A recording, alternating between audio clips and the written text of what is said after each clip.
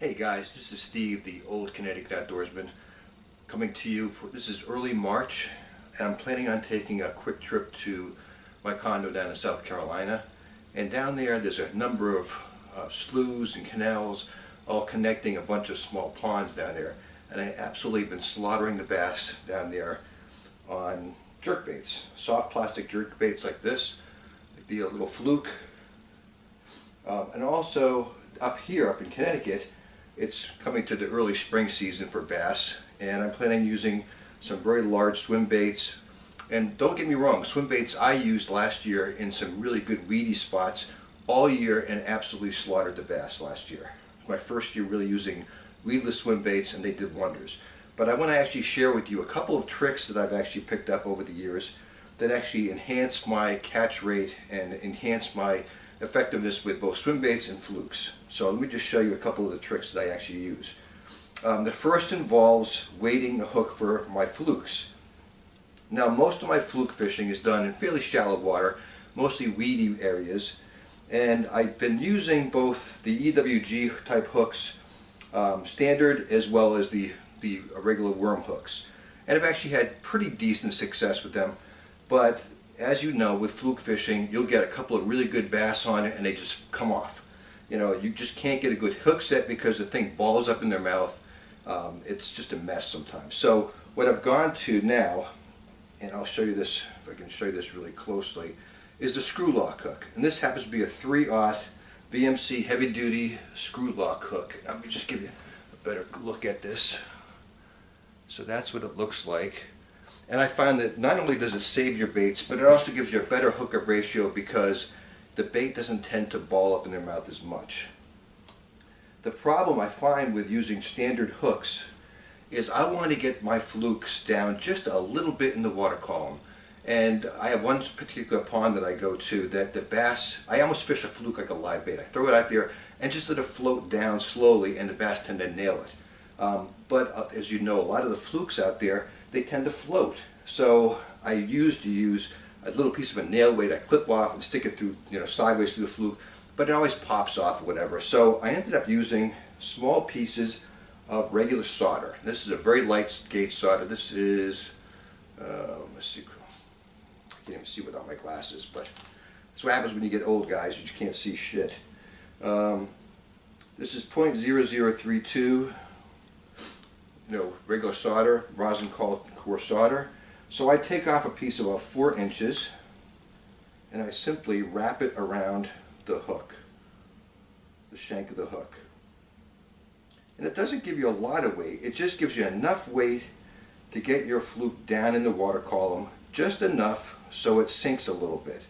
I know a lot of the pros use flukes on the top water, basically skittering across. I have not had success with that in my particular ponds. I basically fish these during the summertime in weedy areas, usually right on top of the submerged weeds, and that's what it ends up looking like. Just a little bit of weight on the shank of the hook, and you can slide it up and down, but I like mine right around there, if you can see it, because that gives you enough weight in the back where the fluke will sink almost parallel to the water, like that.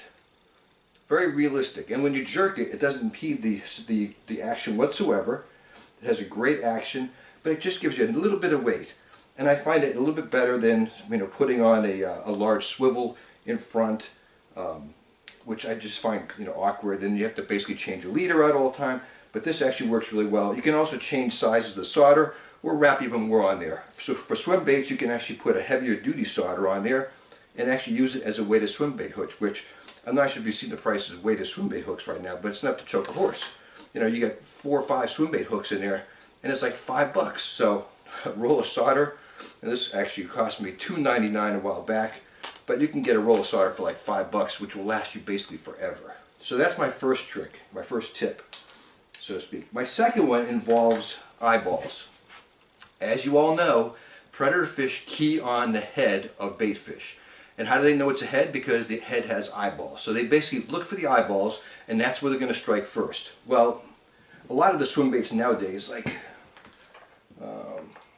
the Googly, for example, the Googly has very realistic looking eyeballs. This is my Savage Gear bluegill bait. Again, it's got eyeballs you can visually see.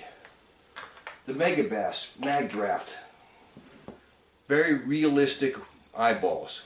Bass will key in on those eyeballs. And lastly, this is a Savage Gear 8-inch trout, line through. Again, realistic eyeballs. So when you buy a swim bait, like this is actually a Speed Shad, which is Bass Pro's version of the Kitech. No eyeballs. Well, put your own eyeballs on, guys. Those are just glue-on hobbycraft eyeballs. I call them googly eyes, as my wife does. And a package of these, I bought them at Michael's Craft. I don't know, I figure it's like $3. Wasn't bad. This has a whole variety of different colors. I like using the reds and the yellows, but I'm going to try some different ones this year. The problem with these is they'll make your bait float because they're hollow inside. So you have to actually offset that with some more weight. There's also craft faceted gem type eyeballs you can use. Now I'm sure they're not really meant to be used for eyeballs. The good thing about these is they're solid plastic, and there's different sizes in this particular bag. Oh well. They're solid plastic, and these will help your bait sink. So again, look at this. It's a red faceted eyeball, cool looking, help your bait sink. And of course, I love Randy Intuitive Angling channel, and he swears by red bait eyes. He actually paints his bait eyes on with red fingernail polish. Well, you can just certainly use some. This is Loc-Tite superglue gel, and you can literally stick them on your baits. And I was out casting yesterday for about a half hour. They don't come off, not unless a bass really massacres it, and they might pop off. And you can bring it home and stick them back on again. They're cheap enough you can do that with. So that's pretty much my 2 tips for today. And like I said, I actually put them on my jerk baits like that. Put them on my swim baits like that. And even my big swim baits like that. Now the trick with the big swim baits, let me just show you real quick. The trick for getting these to adhere on them, this happens to be a Speed Shad. This is the 4.8 version, which I absolutely love. This is, I believe this is watermelon. So this is what this looks like. The problem is, if you can see it in the front, there's not a lot of places you can stick them on there. So what I tend to do is I'll take a pair of sharp scissors and cut the first few rows of these little ribs off to make a flat surface on both sides. Once you do that, you can stick the eyes on there perfectly. I tried sticking them on in the front, but these have, just like the Kitechs do, they have like a little pair of fake eyeballs which are raised on the front. Either way, you got to cut those off. Just trim them off with a pair of sharp scissors, and you can get your eyeballs to stick on really, really well. But they definitely will enhance the bite on these baits dramatically, because again, the bass are predator fish. They're keying in on the eyeballs on that. You can see that one. It's a small one. It's a 3.8. Here's the 6-inch that I did, and you can see basically what I'm talking about. How I trimmed this flat with a pair of scissors on both sides. I just cut back on the fins that come out there, and then that gets a nice flat surface, and you can pop those eyeballs on with super glue gel, and in about 5 minutes they're ready to fish. And I like the yellow ones on that. So that's my fishing tip for this morning. I'll let you know how I do fishing down in South Carolina. I actually had my first fish on the gilly, and I think I showed you that before. But let me show you how I rig my gilly.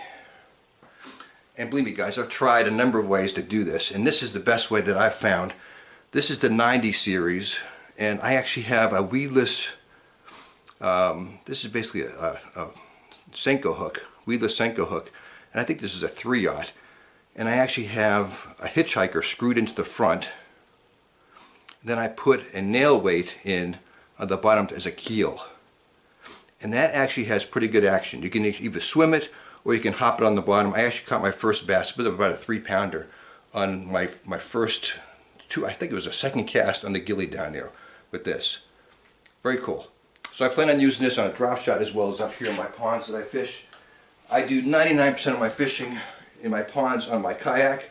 Although I have one little 5-acre pond that I fish from the bank, which is absolutely a slammer pond, and that's where I really picked up a lot of fish on these weedless swim baits. And that's it for today. Steve McFarland, Old Connecticut Outdoorsman, out. Talk to you guys later.